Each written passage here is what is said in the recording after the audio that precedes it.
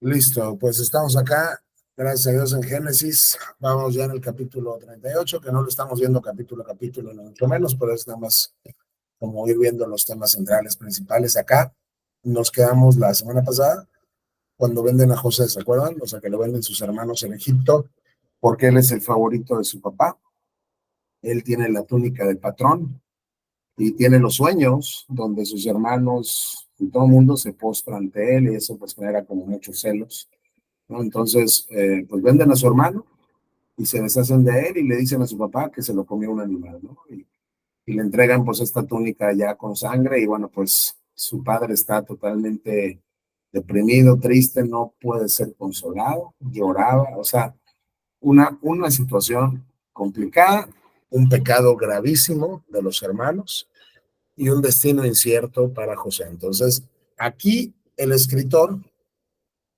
como que hace un paréntesis, ¿no? Y nos cuenta pues una historia peculiar que relaciona a Judá. Todos sabemos que Cristo viene de la tribu de Judá, ¿no? Poco después nos van a contar, bueno, o ya nos contaron, cómo sus hermanos, pues digo, eran personas como todos pecaminosos, ¿no? Pero cómo Dios, y ese es el tema en toda esta sección, cómo Dios usa el pecado del hombre para sus propósitos. Entonces, yo no sé, digo, si saben pues esta historia, pero digo, vamos a verla como muy rápido, ¿no? Judá es papá, tiene hijos, ¿no? Y su hijo se casa con una joven llamada Tamar. Era un hombre perverso ante los ojos del Señor, y lo dice aquí el capítulo 7, digo, bueno, el versículo 7, era un hombre perverso ante los ojos del Señor, y el Señor le quitó la vida. O sea, Dios mató al hijo de Judá, porque era un hombre perverso, y agotó la paciencia de Dios, y Dios le mató. Entonces, él se muere sin hijos. Judá va con su hermano Onán, que es hermano de y le dice, o sea, mira, tienes que casarte con Tamar, cásate con Tamar, como nuestra ley exige al hermano de un hombre que haya muerto. Tú debes darle un heredero a tu hermano. Esta ley viene mucho después en Sinaí, ¿no? Dios lo ordena, pero acá de alguna manera vemos que ya se está practicando. Levirato se llama. Es decir, cuando una persona se casaba, un hombre se casaba y moría sin hijos, el hermano del hombre estaba obligado a casarse con la viuda y darle hijos a su hermano. Es decir, que los hijos que el hermano tuviera con la cuñada viuda se consideraban herederos de su hermano muerto. Entonces, se muere porque era un hombre perverso, Dios le mata, Judá va con su hermano y le dice, ¿sabes qué? Cásate con tu cuñada, ¿no? Porque es parte como de la obligación que tienes. 9, pero Onán, vamos a ponerle mil niñas, por favor, pero Onán no estaba dispuesto a tener un hijo que no fuera su propio heredero. Él dijo, yo no le voy a dar un hijo a mi hermano, ¿no? Entonces nos cuenta que él impedía, ¿no? Como que dice, cada vez que tenía sexo con su cuñada, que ya era su esposa, él no permitía que quedara embarazada, ¿no? Entonces, de una manera deliberada, él estaba impidiendo darle un hijo a su hermano y cumplir así con la ley que ya tenían.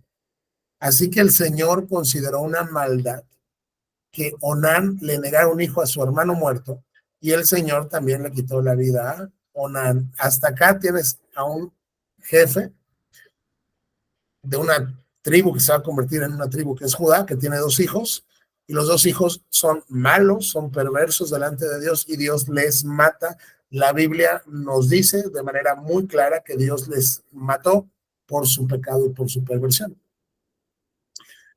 El 11 nos dice que Judá pues fue con Tamar, bueno, con su nuera, y le dijo, vuelve con tus padres, permanece viuda hasta que mi hijo Sela, que era pequeño todavía, tenga edad suficiente para casarse contigo. Pero en realidad Judá no pensaba hacerlo. Él sabes que mira, vete con tus papás y yo te aviso cuando ya te puedas casar con mi otro hijo. Pero dijo, yo no lo voy a hacer porque temía que Sela se muriera también como sus dos hermanos, como que de alguna manera él decía, quien se casa con esta mujer se muere, ¿no? Entonces, él no quería que su último hijo, bueno, quedara con la misma suerte, pero Tamar se regresó con sus papás, como le dijo su suegro. Unos años después, Judá queda viudo, ¿no? Luego, pues nos platica que cuando termina el luto y todo esto, él junto con un amigo que tenía, ¿no? Están ahí trabajando con las ovejas y Tamar ya sabía que Sela había crecido, pero no se lo habían dado como su esposo. O sea, ella se dio cuenta que en realidad no se lo querían dar. Entonces dice que se quitó la ropa de viuda, se cubrió con un velo y se disfrazó de prostituta por donde trabajaba Judá. ¿Ok?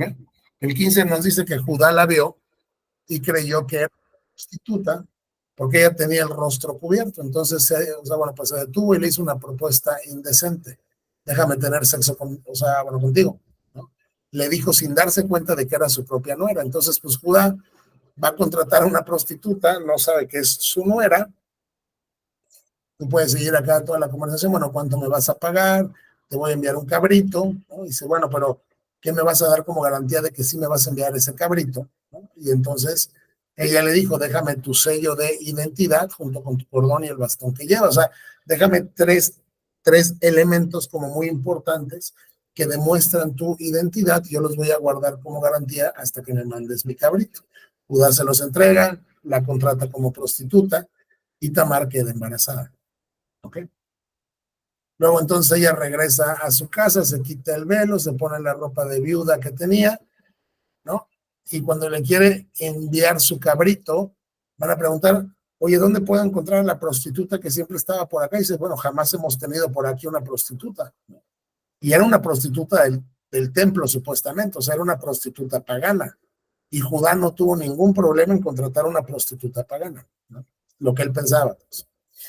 Entonces, bueno, llega, ¿sabes qué, Judá? Fíjate que no la pude encontrar y me dicen que aquí jamás ha habido una prostituta. Entonces, Judá, bueno, pues que se quede con las cosas que le di. Yo cumplí con enviarle su cabrito, pero bueno, tú no la pudiste encontrar y si regresamos a buscarla, se van a reír de nosotros, ¿no? Entonces, ahí quedó el asunto. Aparentemente no sucedió, pues, o sea, bueno, pues algo relevante, pero sabemos que Tamar ya quedó embarazada. 3 meses posteriores llegan con Judá y le dicen, tu nuera Tamar se ha comportado como una prostituta y ahora como consecuencia está embarazada. Entonces llegan con Judá y acusan a Tamar, oye, tu nuera que era viuda está embarazada, quiere decir que se metió con alguien. Y Judá ordenó, sáquenla y quémenla. O sea, vamos a castigar el pecado de esta mujer porque siendo viuda y teniendo que casarse con mi hijo, quedó embarazada de alguien más. Así que cuando la estaban sacando para matarla, ella básicamente pues, le dijo a su suegro, ¿quieres saber quién fue quien me dejó embarazada? Es el propietario de estas cosas y son las cosas que le dejó Judá. Entonces pues, él la reconoce enseguida y le dijo, ella es más justa que yo, porque yo impedí o no arreglé que se casara con mi hijo Sela. Y Judá nunca más volvió a acostarse con Tamar. ¿Okay? Y después, cuando ya viene el tiempo para que dé, digamos, a luz, son gemelos, ¿no? Uno se llamaba Fares y el otro se llamaba Sara. ¿Ok?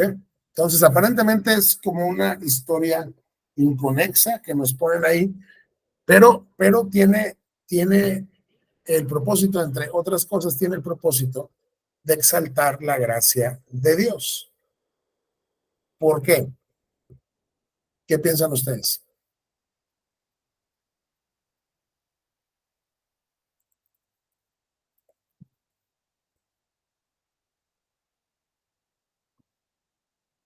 ¿Sí me escuchan?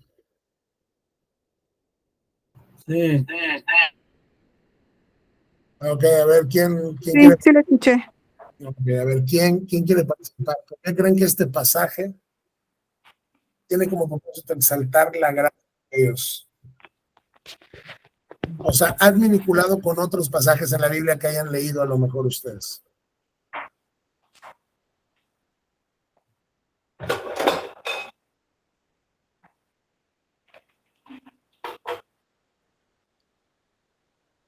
¿Nadie? ¿Cómo que entendemos sobre este pasaje? No. Lo que les estoy comentando es que cuando lees este pasaje completo parece como una historia inconexa, o sea, como que no tiene conexión con lo que nos está hablando acá. ¿Ok? Lo que va a estar enfocando, vamos, el autor ahorita en la vida de José es cómo Dios usa el pecado del hombre para cumplir sus propósitos, y lo vamos a ver hasta el final. Pero esto tiene una relación con el mismo tema. Nos habla de un hombre que se acostó con su nuera porque creía que era una prostituta. Digo, es como una historia muy, muy oscura, muy pecaminosa. Si tú la leyeras hoy en un periódico, pues dirías, estas personas, pues bueno, ¿qué les pasa, no? Pero Dios la deja ahí porque después, cuando llegamos a otros pasajes de las Escrituras, nos damos cuenta cómo Dios, al darnos gracia, usa nuestro pecado para la consecución o el cumplimiento de sus propósitos. Entonces yo les digo, ¿por qué creen que este pasaje nos da luz en el sentido de que se exalta la gracia de Dios ante un pecado tan feo? Entonces vamos a Mateo 1:3. Y Mateo 1:3 es la descendencia de Jesús, el Mesías. ¿Ok? Y cuando empiezas a leer, es un registro de los antepasados de Jesús el Mesías, que desciende de David y desciende de Abraham. Nos dice, Abraham fue el padre de Isaac, Isaac fue el padre de Jacob, Jacob fue el padre de Judá y de sus hermanos, Judá fue el padre de Fares y de Sara, la madre fue Tamar. Es decir, esta es la historia que acabamos de leer. ¿Sale? Y lo que Dios está haciendo es, ¿mandé? ¿Mandé? ¿Mandé? ¿Quién dijo algo? Nada. Pongan mute, por favor, hijas. Y lo que Dios está haciendo al ponernos en la genealogía el incidente de Judá y Tamar, y luego ponernos entre paréntesis, la madre fue Tamar, porque si lo ven, no viene en todos los casos, solamente viene en los casos donde, por ejemplo, esta mujer fue una mujer que se disfrazó de prostituta para que se acostara con su suegro. Esta mujer de aquí abajo, que sigue en la genealogía de Jesucristo, fue una prostituta cananita. Esta mujer de acá fue una extranjera del pueblo, o sea, no era judía, era una extranjera en Moab, y Dios había dicho que los de Moab nunca entrarían al pueblo de Israel, y esta mujer no solo entró al pueblo de Israel, sino fue ascendiente del Mesías. También acá nos pone el tema de Betsabé, que fue esta mujer que estaba casada con Urías y quedó embarazada del rey David. Quiero que noten que cuando nos ponen las cosas entre paréntesis es porque Dios está enfatizando que en la línea del Mesías hay mucho pecado. Y entonces Dios usa incluso esos pecados que son escandalosos, el de Tamar, el de Rahab, el de Ruth, el de Betsabé, Dios los usa para traer al Mesías a la tierra.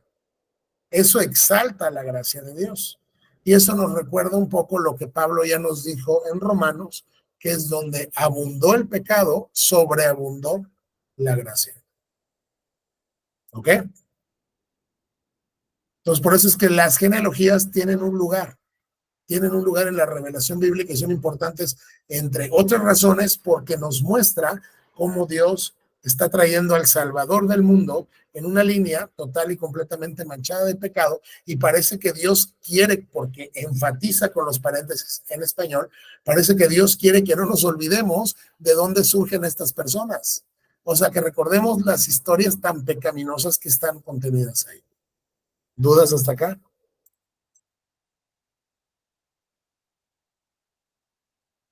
No. No.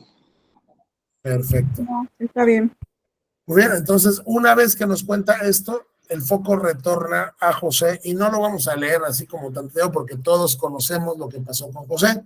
Es vendido a los mercaderes que lo venden en Egipto, a Potifar, ¿no? ¿Quién es Potifar? Es un oficial egipcio, era el capitán de la guardia del faraón, rey de Egipto, o sea, era un oficial de primer rango, ¿ok? Y él tenía en su casa, que era riquísimo, él tenía en su casa una cárcel para presos políticos. En su casa estaba la cárcel para los presos políticos, es decir, los presos no comunes, sino los presos que hacían algo, pero eran presos que se relacionaban con la corte, con el rey, todo esto. Entonces, aquí tienes al capitán de la guardia, que es el que cuida al faraón, compra un esclavo, este es José. El Señor estaba con José, por eso tenía éxito en todo, mientras servía en la casa de su amo egipcio. Entonces, él es vendido como esclavo y pues empieza a servir como un esclavo y Dios empieza a darle éxito y a bendecir todo lo que hace. Dice que Potifar lo nota, se da cuenta de que el Señor estaba con José y le daba éxito en todo lo que hacía. Entonces lo subió de rango y le dijo, tú vas a ser como mi asistente personal. Lo pone a cargo de toda su casa y de todas sus posesiones. Entonces, desde el día que José quedó encargado de la casa y de las propiedades de su amo, el Señor comenzó a bendecir la casa de Potifar por causa de José. Entonces, Dios está bendiciendo a José aún en su condición de esclavo. Dios hace que sea exaltado y empiezan a subirlo de cargo y le dan más responsabilidades y empieza a subir de rango y lo pone este cuate por sobre toda su casa y todas sus posesiones como su administrador personal, y Dios empieza a bendecir a Potifar por causa de José, y él lo sabe y se da cuenta que desde que José tomó la administración de su casa, todo le sale mucho mejor. Entonces él está contento y José, pues si bien es un esclavo, está siendo de alguna manera bendecido por Dios, ¿no? Entonces dice, todo marchaba muy bien cuando José estaba ahí, digamos, administrando, y Potifar le dio total y completa responsabilidad administrativa sobre todas sus posesiones. Con José a cargo, Potifar no se preocupaba por nada, excepto que iba a comer. O sea, era tan fiel José en su trabajo que Potifar podía descargarse completamente en él y no se preocupaba de nada. O sea, él nada más se preocupaba por qué voy a comer hoy, porque sé que todo lo demás está en buenas manos. Entonces, dice que, bueno, que José era un joven más apuesto y bien fornido, y la esposa de Potifar pronto comenzó a mirarlo con deseos sexuales. Entonces, y aquí tenemos un problema, porque José está siendo bendecido en casa de su patrón, en casa pues de su amo, y la esposa de su amo lo quiere seducir. Entonces ella, como la esposa de su amo, le ordena al esclavo, ven y acuéstate conmigo, o sea, bueno, conmigo, ¿no? O sea, ella quiere engañar a su marido con José. Y José se niega. Y le contesta, mi amo confía en mí y me puso a cargo de todo lo que hay en su casa. Nadie aquí tiene más autoridad que yo. Él no me ha negado nada con excepción de usted, porque es su esposa. O sea, pues, mire, yo soy sirviente de su marido.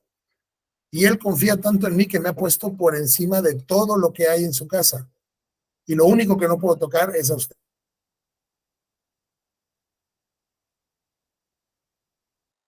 Denme un momento, por favor.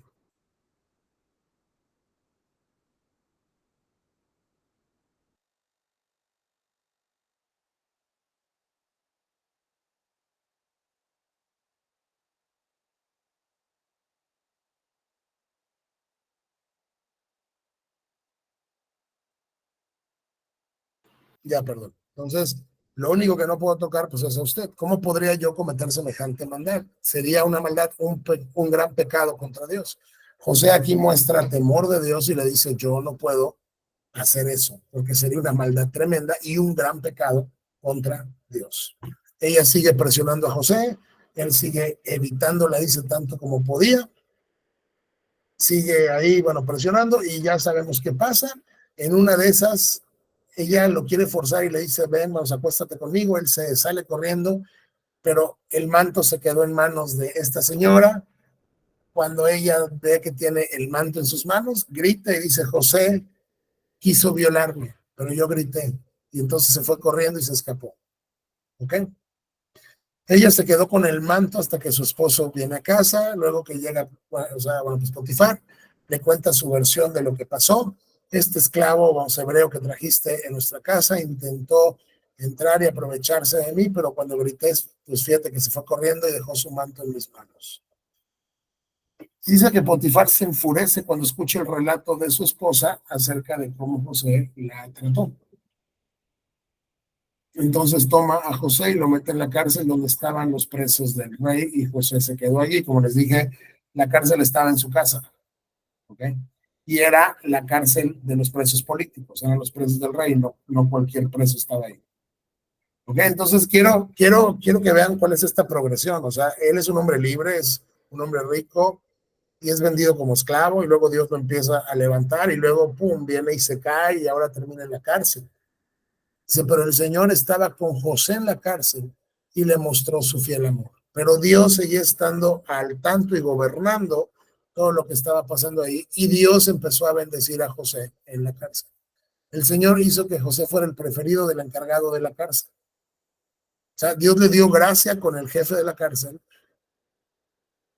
y poco después el director puso a José a cargo de los demás presos y de todo lo que pasaba en la cárcel y el director es Potifar. Él es el capitán de la guardia.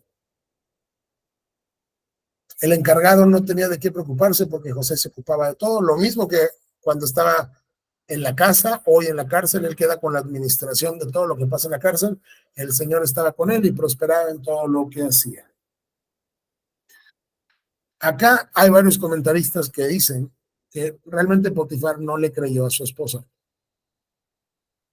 No lo puedo asegurar, es una posibilidad. ¿Por qué? Porque el castigo para lo que hizo José, en teoría, supuestamente, era la muerte.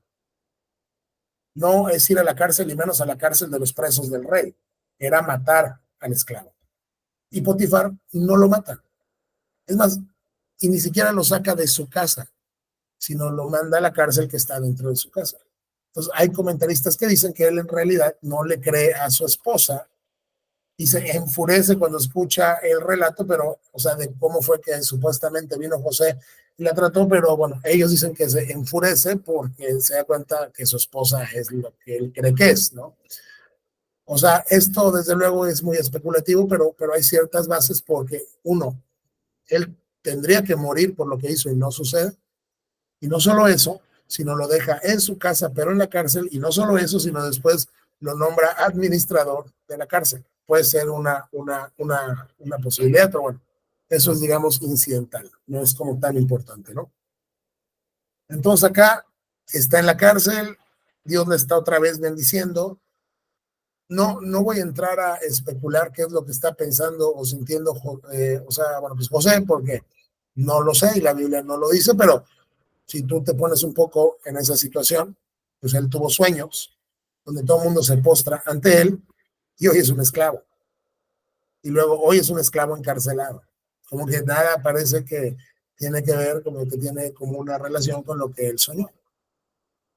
¿Hasta acá tenemos preguntas? No, nada. No. Perfecto. Luego, pasado un tiempo, llegan a la cárcel el jefe de los coperos y de los panaderos, que son funcionarios del rey, llegan a la cárcel porque ofendieron al rey, ¿no? Vamos, algo pasó con estas dos personas y caen en la cárcel del rey. Ya sabemos, tienen un sueño, ¿no? Están como muy angustiados. Llega José, les interpreta el sueño, les da el significado. A uno le dice, en 3 días te van a restituir a tu cargo, y pues al otro le dicen, 3 días te van a cortar la cabeza, ¿no? O sea, van a matarte, pues. Entonces, las cosas pasan justo como José las interpretó. Y el funcionario al que fue restituido su cargo, José, le pidió que cuando volviera a estar trabajando con Faraón, que no se olvidara de él. O sea, quiero que le hables de mí a Faraón, dile que yo no tengo por qué estar aquí. O sea, en pocas palabras, échame la mano con el Faraón, ¿no? Porque él estaba contento porque José le interpretó su sueño. O sea, sin embargo, el jefe de los coperos del Faraón se olvidó de José por completo y nunca más volvió a pensar en él. José le pidió que se acordara de él cuando estuviera ya con el Faraón, pero el jefe de los coperos simplemente se olvidó de José. Y luego llegan los sueños del Faraón, que también ya los conocemos, ¿no? El Faraón tiene ahí sueños de 7 vacas gordas y sanas que salen del río, y luego salen 7 vacas flacas y raquíticas, o sea, unas vacas hermosas, gordas, así bien, y pues otras flacas esqueléticas, y luego las vacas esqueléticas se comen a las gordas, ¿no? Y él no sabe qué significa. Luego también vio 7 espigas llenas de granos robustas, hermosas, que crecían de un solo tallo. Y luego salen otras 7 espigas, pero están pues bien resecas y marchitadas por el viento. y las espigas secas se tragaron a las robustas. Es el mismo sueño. Y él tampoco sabe qué es y está perturbado. Manda a llamar a todos sus magos, a todos los adivinos de Egipto, díganme el significado del sueño, ninguno puede, el rey está frustrado, el copero se acuerda, oye, tengo una falla, fíjate que cuando yo estaba en la cárcel, hay un hombre que nos interpretó sueños a mí junto con el panadero, y todo sucedió como él nos dijo que tenía que pasar, entonces tal vez él te lo puede interpretar. Mandan llamar a José, ¿no? Le cuentan el sueño, y dice, no, o sea, yo no tengo poder para interpretar el sueño, dice José, pero Dios puede saberlo y decirle al faraón lo que ese sueño significa, ¿no? Entonces se le cuenta el sueño y José da la interpretación. Vamos, ambos sueños del faraón son lo mismo. Dios está dándole de antemano a conocer al faraón lo que está por hacer y ya le dice, vienen 7 años de mucha prosperidad, ¿no?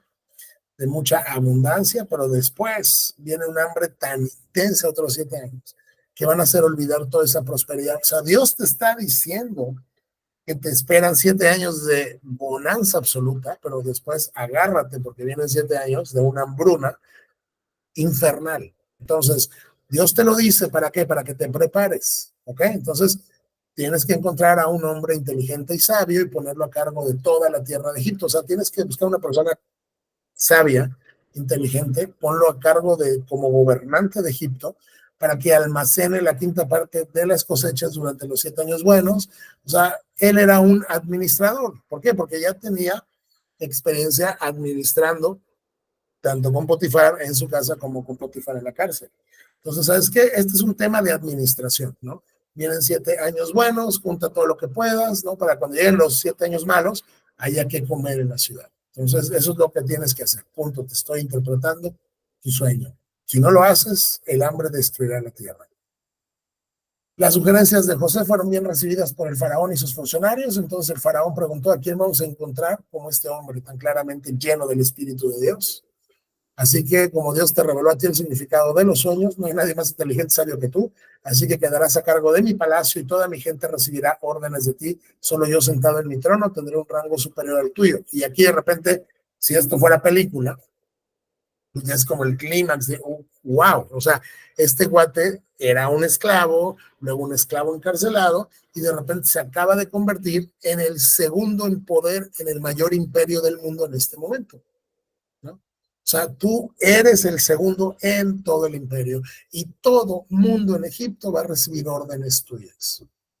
Yo aquí en persona te pongo a cargo de toda la tierra de Egipto, ¿no? Se pone, bueno, llegamos y visten a José con las ropas, lo suben al carro que era para su segundo en la autoridad y paseaban a José gritando, arrodíllense, ¿no? Entonces ponen a José a cargo de toda la tierra en Egipto, le ponen, bueno, pues su nombre egipcio también, ¿no? Le dan una esposa que es hija del sacerdote, ¿no? Que es un sacerdote pagano, y José se hace cargo de toda la tierra de Egipto. Dice que tenía 30 años cuando comenzó a servir en el palacio del faraón rey de Egipto. Entonces, pues bueno, aquí nos va a platicar todo lo que José hizo, cómo administró todos los alimentos cuando sí había, digamos, comida. Y aquí Dios está exaltando a José y ahora sí parece que sus sueños tienen como un dejo de que, oye, se van a cumplir, porque yo ya soy el segundo en autoridad en toda la tierra de Egipto, ¿no? Luego nos sigue platicando y nos narra que el hambre es tan grande en la tierra cuando pasan estos 7 años de bonanza y todo esto, viene un hambre terrible. Y el hambre es tan grande en la tierra que también toca la tierra de Canaán, donde está Jacob y sus hijos, y sus nietos, y sus nueras, digo, y todo esto. Entonces, oigan, ¿saben qué? Vayan y desciendan en Egipto y compren grano, porque si no compran grano, pues vamos a morir de hambre. Entonces, ya sabemos también qué pasa. Los 10 hermanos más grandes, recuerden que supuestamente ya hay uno que murió, que no murió, sino que está gobernando Egipto. Les quedan 11, ¿no? Los 10 más grandes van a comprar, bueno, pues el grano, pero Jacob no dejó que Benjamín fuera con ellos, que era el menor y el hermano de José. por temor a que pudiera sufrir algún daño, porque José y Benjamín, ya se acordarán ustedes, eran hijos de la esposa que Jacob realmente amó, ¿no?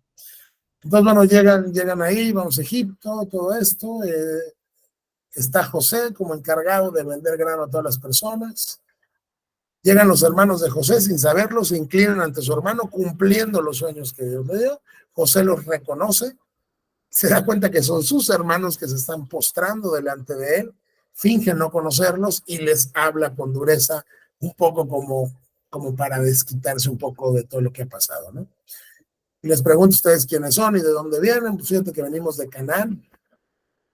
Dice que José reconoció a sus hermanos, pero ellos no lo reconocieron a él. ¿Ok? Entonces que José recordó los sueños que había tenido acerca de todos ellos muchos años atrás y les dijo, ustedes son espías. Entonces él se acuerda cómo ahora sí su sueño ya se cumplió, se están postrando y les quiere hacer pasar un mal rato, porque él ya los reconoció, pero no quiere que ellos sepan que él es José. Ellos se ve claramente que no le reconocen, ¿no? Les dijo, ustedes son espías. Ustedes no vienen a comprar, vienen a ver qué tan vulnerables somos. No, ¿cómo cree mi señor? Solo venimos a comprar alimento. Somos hermanos de una misma familia, somos hombres honrados, no somos espías. Si lo son, insistió José. Han venido a ver qué tan vulnerables somos. Y le empiezan a contar. No, es que somos hermanos, de un hombre que vive en Canaán. El menor se quedó con nuestro padre y uno de nuestros hermanos, que es José, ya no está con nosotros. Y José sigue insistiendo, son espías, así que no se van a ir de aquí a menos que venga su hermano menor. ¿Ok? Dice, uno de ustedes irá a traer a su hermano, los demás se van a quedar aquí en la cárcel. Así voy a comprobar si su historia es cierta o no. Entonces, José les pone una prueba, los mete a la cárcel. Al final, les promete que si ellos traen al menor que no vino, los va a dejar en libertad, ¿no? Con grano y todo esto. Y bueno, pues ellos acá están ya en la cárcel y se estamos pagando por lo que le hicimos hace tiempo a José. Vimos su angustia cuando rogaba por su vida, pero no quisimos escucharlo. Por eso ahora tenemos este problema. Ellos están reconociendo que de alguna manera Dios está castigando el pecado que cometieron hace mucho tiempo atrás, ¿no? Y Rubén, que es el mayor, dice, yo les dije que no pecaran contra él, pero no me hicieron caso. Ahora tenemos que responder por su sangre. Los están reconociendo. Esto que les está pasando es un castigo por lo que ellos le hicieron a José. Y dicen que no entendían lo que José estaba platicando porque les hablaba por un intérprete como si fuera un egipcio, ¿no? Entonces ya saben todo lo que pasa después. Ellos van allá por Benjamín. Jacob no quiere dejar ir a Benjamín. Rubén le dice, mira padre, déjame llevar a Benjamín, porque uno de sus hermanos se quedó ya preso. ¿Ok? Si no te traigo de regreso a Benjamín, matas a mis dos hijos. Yo me hago responsable de Rubén como primogénito, ¿no? Dice, no va a ir con ustedes porque ya José está muerto y él es todo lo que me queda. ¿De quién? De Raquel. Así que si algo le pasa, ustedes ahora sí me van a matar. Así que no permitió que se lo llevaran. Sigue el relato y cuando el hambre otra vez está bien fuerte, o sea que pasó tiempo, no es como que llegan y a los 2 días salen otra vez, ¿no? Cuando otra vez se quedan sin grano, llega Jacob, oigan, vuelvan a ir a comprar. Papá, ya te dijimos que no vamos a ir si no va Benjamín con nosotros, porque básicamente es, viene su hermano menor con ustedes o ya, o sea, ni se aparezcan por acá, ¿no? Entonces por fin llegan y convencen o sea, bueno, pues a Jacob porque ya no tienen comida, entonces bueno, pues está bien, lleven regalos y todo esto, ¿no? Y llevan a su hermano, ¿no? ¿Hasta acá alguien tiene alguna duda? No. No. Ok. Entonces llevan a su hermano, y José, pues come ahí con ellos, empieza a preguntarle sobre si su padre sigue vivo, ve a su hermano Benjamín, ¿no? Ahí él es conmovido tremendamente, ¿no? Y se salió y se fue a un cuarto y ahí lloró, porque pues digo, está viendo a sus hermanos y a su hermano pequeño, o sea, después de tantos años, él los invita a comer y les pone a cada uno toda su comida, ¿no? Y vio que los sentó como por sus edades, desde el mayor hasta el menor, como para dejarles saber algo, ¿no? O sea, oye, este cuate, ¿cómo sabe quién es el mayor, quién es el menor? Y a Benjamín, que era su hermano de la misma madre, mismo padre, le dio 5 veces más que a los demás, ¿no? Entonces, él está probando a sus hermanos, él está jugando un poco con ellos, porque es la realidad, porque esta primera vez que se regresaron para traer a Benjamín, les aparecieron los sacos del dinero que pagaron y dijeron, nos van a matar, van a creer que robamos, luego aquí regresan, ¿no? Y fíjate que nos apareció el dinero, porque José ordenó que les regresara su dinero, pero pues, el mayordomo dice, no, es que fue su Dios el que hizo que apareciera otra vez el dinero ahí, yo ya cobré, tú no te preocupes. O sea, él está jugando un poco con sus hermanos, ¿no? Como que desquitándose un poco de lo que le hicieron, porque es lo que está haciendo, está como engañándolos un poco, está probándolos un poco.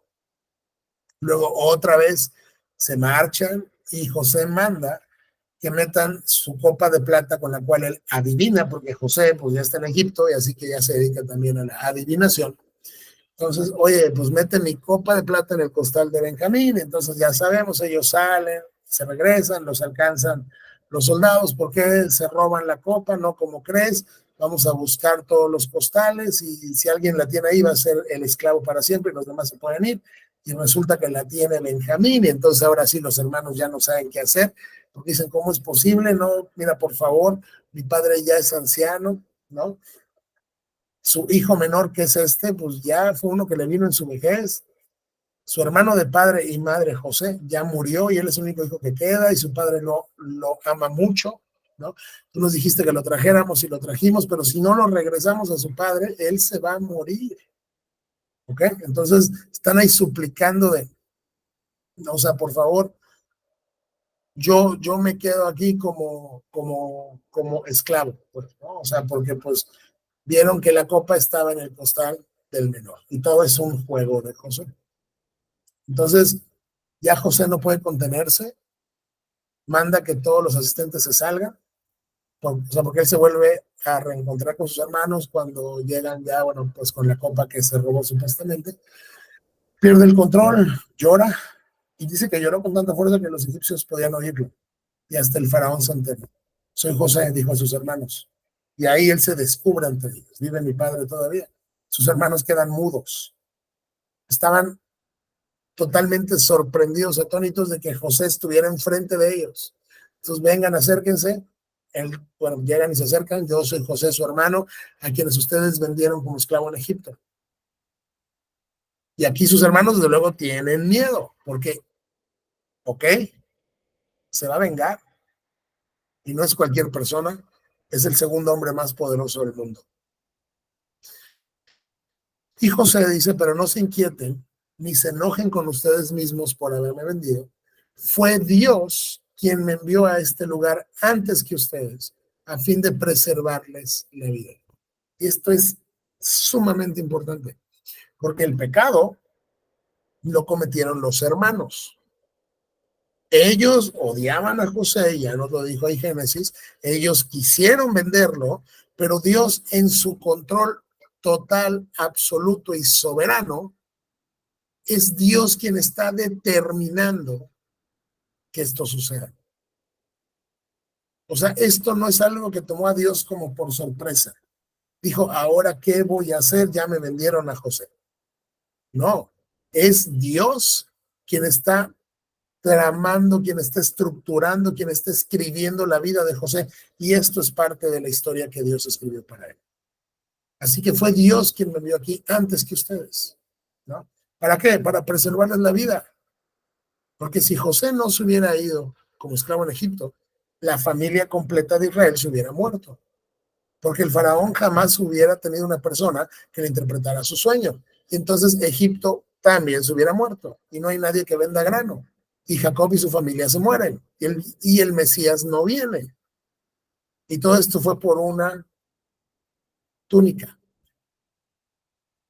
Por eso es que ya les dije varias veces, porque es real, si no hubiera existido una túnica especial para José, tú hoy estarías perdido para siempre, eternamente en tu pecado.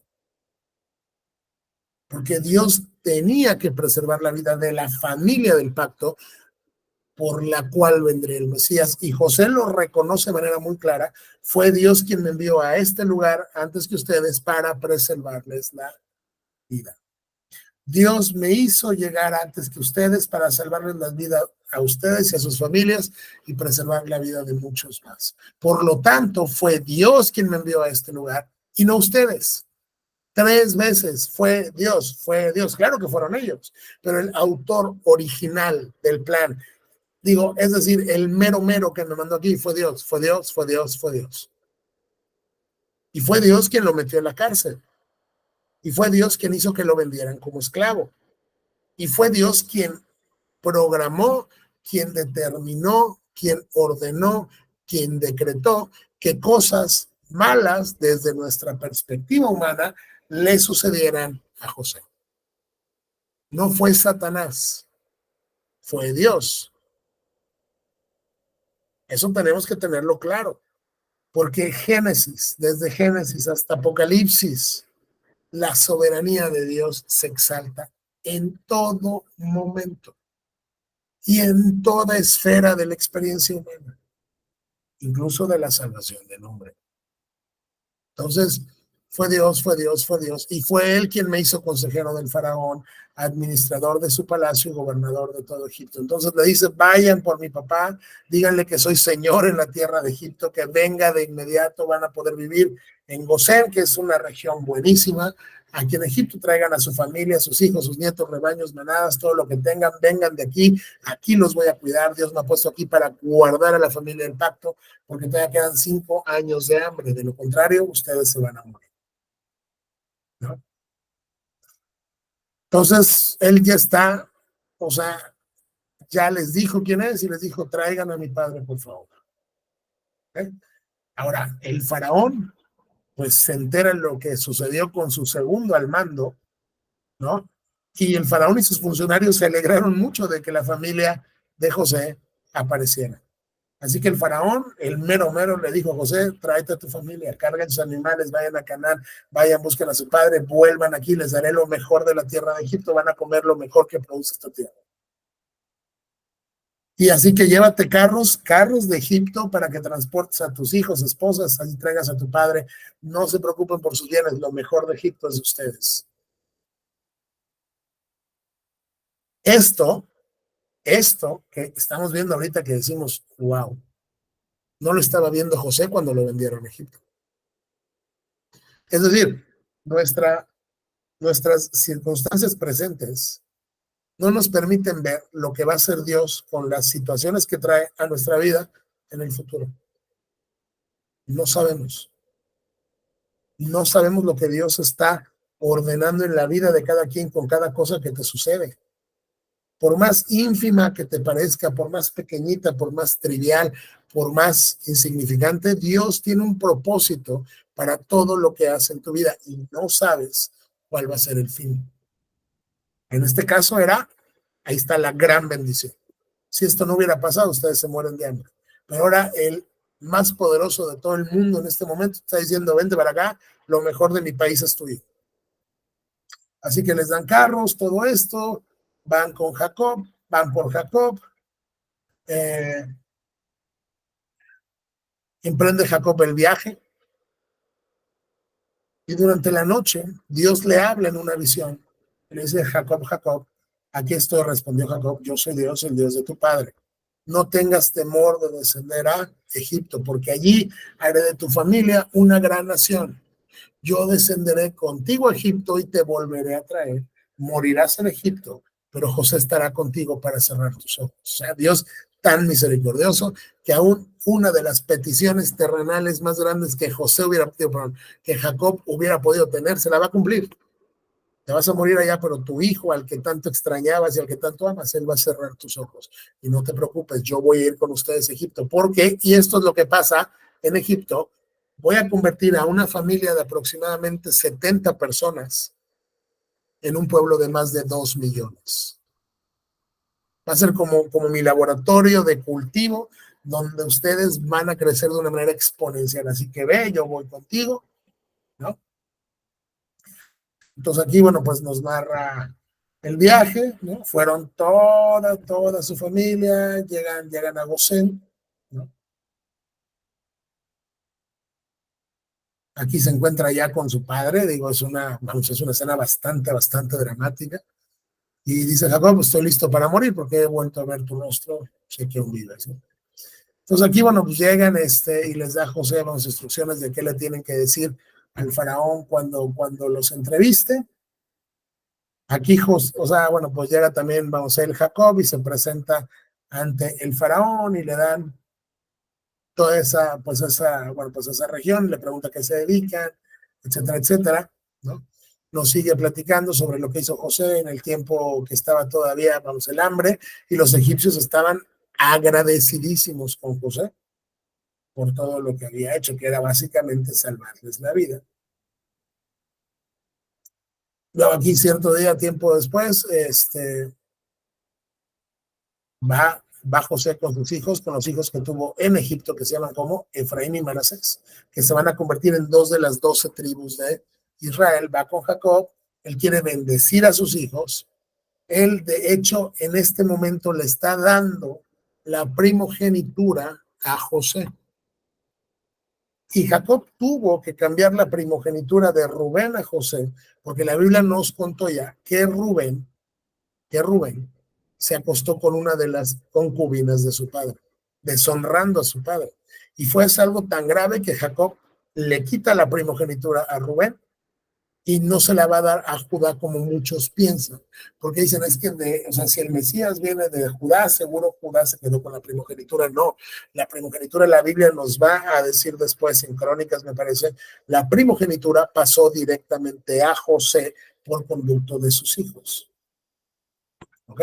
Entonces sus 2 hijos entran a formar parte de las 12 tribus de Israel. ¿Hasta aquí tienen alguna duda? No, todo está muy claro. No. Ok, ya casi vamos a terminar, pero ya me faltan 2 capítulos y pues quiero acabar de una vez ya para terminar Génesis el día de hoy, ya dejarlo totalmente liquidado y terminado. Entonces, bueno, llega aquí con sus hijos, y Jacob le da la bendición más grande al hijo menor de José, y José se enoja y le dice, oye, espérame, este es el mayor, y le estás dando esa bendición al menor, y José le dice, yo sé lo que estoy haciendo, ¿no? Es como un tema que se está repitiendo mucho en toda esta familia, ¿no? Que el menor es quien está llevando en realidad la bendición. Aquí es donde dice que José está molesto cuando ve que su padre pone su mano derecha sobre Efraín, y José se la quita para ponérsela en Manasés y le dijo, no, padre mío, este es el mayor, pon tu derecha sobre su cabeza. Pero su padre se negó a hacerlo y le dijo, ya no sé, hijo mío, respondió él, y él también va a ser un gran pueblo, pero su hermano menor será aún más grande, y de su descendencia se formarán muchos pueblos y naciones. Entonces, él bendice a sus nietos en lugar de José. Este penúltimo capítulo. Por cualquier cosa, de la tarjeta.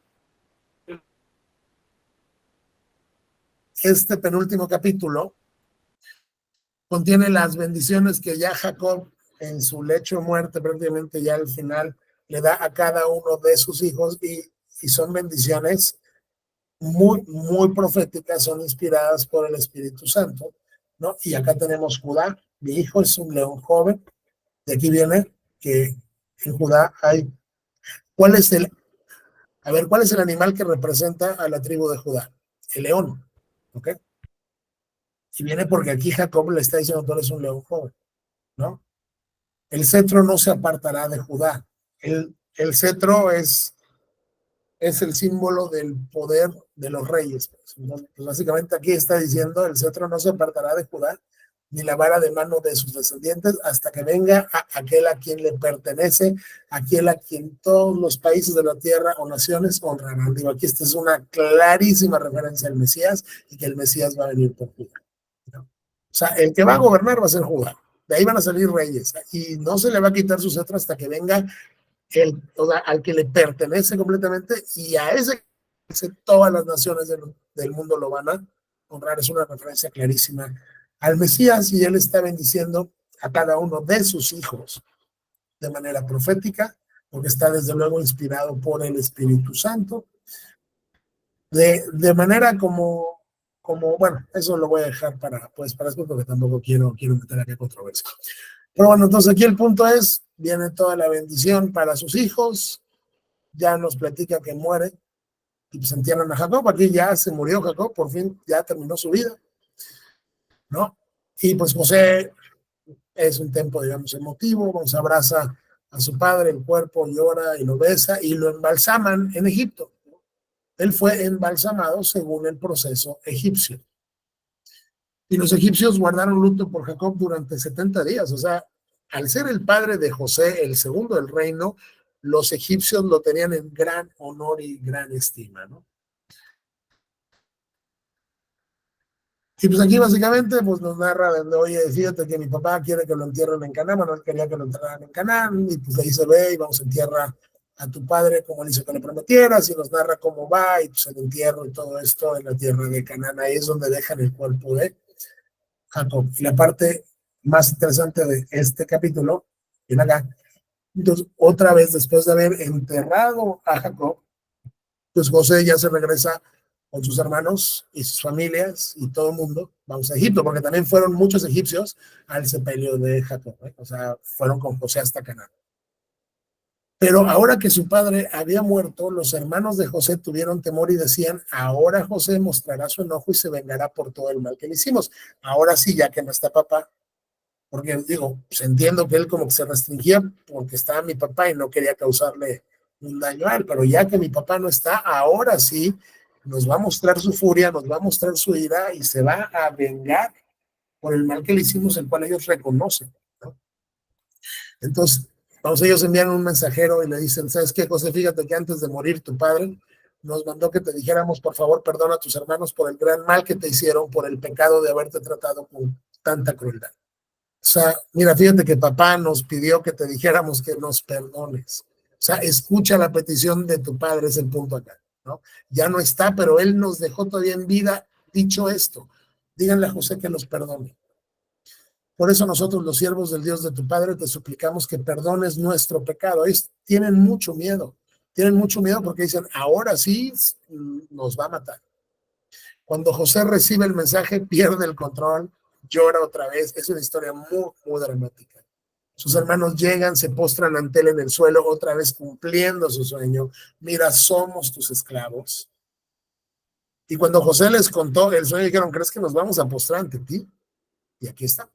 Somos tus esclavos, se postran al suelo. Pero José les respondió, no tengan miedo, ¿acaso soy Dios para castigarlos? José reconoce una cosa, hay un Dios que castiga. Dios tiene en sí mismo la prerrogativa de castigar. No está diciendo, no va a haber ningún tipo de castigo. Simplemente yo no soy Dios para castigarlos. Dios es quien decide lo que hace. Ustedes se propusieron hacerme mal, pero Dios dispuso todo para bien.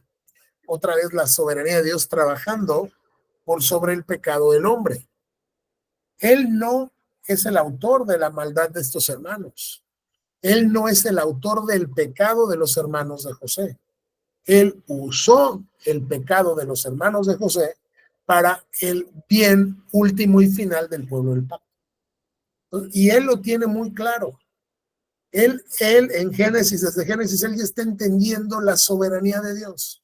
Entonces, ustedes se proponen hacerme mal, pero Dios lo dispone para bien.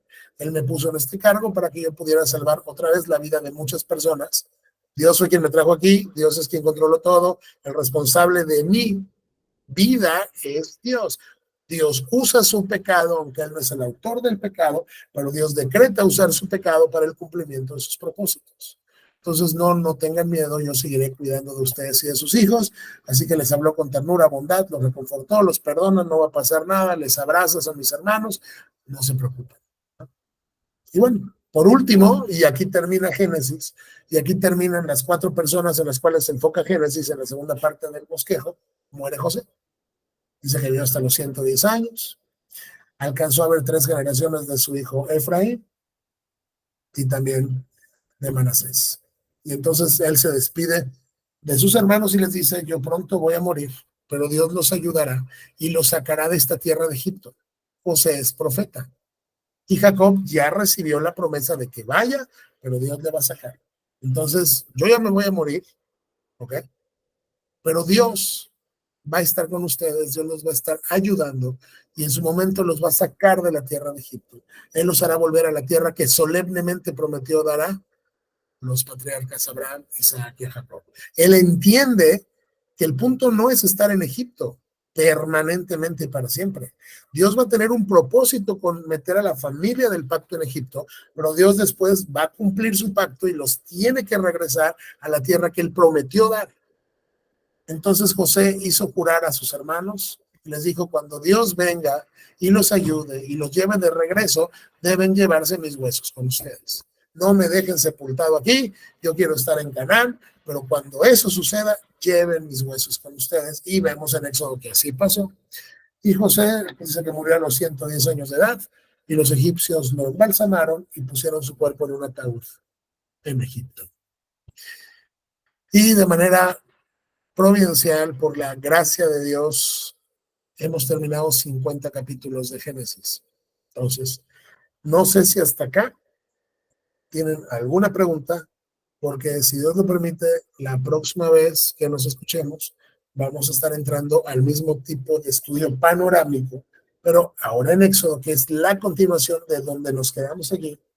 Y es importante recordar, y lo vamos a ver, que en Egipto están entrando 70 personas aproximadamente. 70. O sea, una familia. Y van a salir más de 2 millones. Y es Dios quien está cumpliendo la promesa que le hizo al patriarca. Dios está ya cambiando de una familia a una nación.